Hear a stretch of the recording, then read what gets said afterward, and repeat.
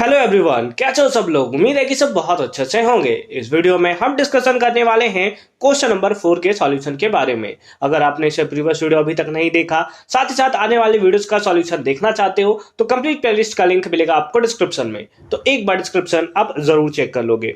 साथ ही साथ टेलीग्राम का भी लिंक आपको डिस्क्रिप्शन में मिलेगा, तो वहां पर भी हमें जरूर ज्वाइन कर लोगे। क्या है question number 4। If F x का हमें दो वैल्यू दिया हुआ है। एक दिया हुआ है जब एक्स जो है वो छोटा है जीरो से, और दूसरा जब ग्रेटर है या फिर इक्वल है जीरो के। तो उस केस में दिया है कि ये फंक्शन कॉन्टिन्यूअस है किस पे, तो x इक्वल्स टू जीरो पे। Then the value of k, तो k का वैल्यू क्या होगा। तो जब भी कोई वैल्यू जो होता है ना कॉन्टिन्यूअस होता है, तो उस केस में क्या होता है कि जो LHL होता है, LHL जो होता है वो इक्वल होता है किसके, RHL के, और ये इक्वल होता है फंक्शन एट a पे, है ना। फंक्शन एट a पे, a का मतलब क्या हो गया कि जहां पर आपको वैल्यू दिया हुआ है, x का जो वैल्यू दिया है जीरो, है ना, उसी को हमने फंक्शन a ले लिया। अब LHL को हम लोग क्या लिख सकते हैं, LHL को हम लोग लिख सकते हैं limit x tends to zero minus, है ना। LHL मतलब हम लोग ले रहे हैं जीरो से छोटा, तो जीरो से छोटा तो जीरो माइनस हो गया, ये क्या fx is equal to RHL को आप क्या लिख सकते हो, RHL को आप लिख सकते हो limit x tends to zero plus, है ना, limit x tends to zero plus ये क्या, that is fx is equals to f a दिया हुआ है। अगर इसको आप लिखो या ना लिखो कोई फर्क नहीं पड़ता यहाँ पर। रीजन क्या होगा, क्योंकि यहाँ पर दिया हुआ है कि x इज ग्रेटर देन और इक्वल्स टू जीरो, मतलब ग्रेटर देन पे जो वैल्यू होगा वही जीरो पे भी उसका वैल्यू हमें देखने को मिलेगा। तो फिर आप लिखो या ना लिखो कोई फर्क नहीं पड़ता, केवल आप इन दोनों के बेसिस पे ही ना इक्वल करके आप आंसर जो है वो फटाफट से निकाल सकते हो, ठीक है। चलो आ जाओ, फिलहाल इसको लिखते हैं क्या।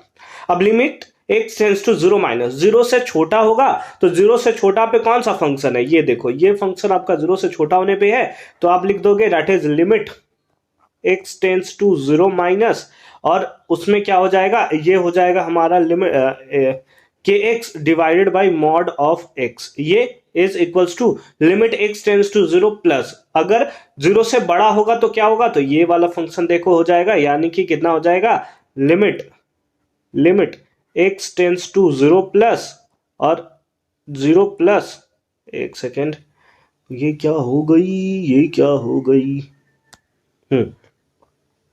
लिमिट x टेंड्स टू क्या, जीरो प्लस, और जीरो प्लस पे वैल्यू कितना है fx का, दैट इज हमें 3 देखने को मिल रहा है, तो ये हमने लिख दिया क्या, 3, ठीक है।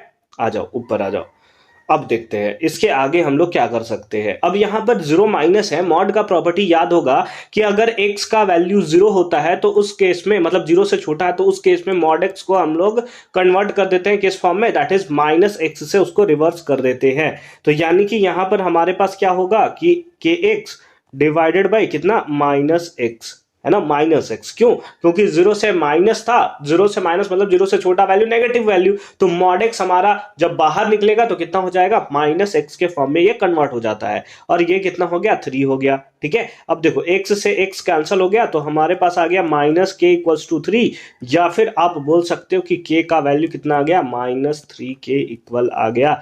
तो k का वैल्यू यहां पर माइनस 3 आ गया, जो कि इसका हमें क्या देखने को मिलेगा, राइट आंसर देखने को मिलेगा। तो एकदम सिंपल सा तरीका है इसका, इसे हम लोग आराम तरीके से सॉल्व कर सकते हैं। बस आपको मॉड का प्रॉपर्टी याद होना चाहिए, LHL RHL यानी कि कॉन्टिन्यूअस का प्रॉपर्टी आपको अच्छे तरीके से याद होना चाहिए, उसके बाद तो आप एकदम खतरनाक तरीके से इसको सॉल्व कर सकते हो। आई होप कि ये पार्ट भी आपको बहुत अच्छे तरीके से समझ में आया होगा। मिलते हैं आपसे अगली वीडियो में क्वेश्चन नंबर 5 के सॉल्यूशन के साथ। तब तक के लिए अच्छे से पढ़ाई करते रहिए। All the very best for your upcoming examination.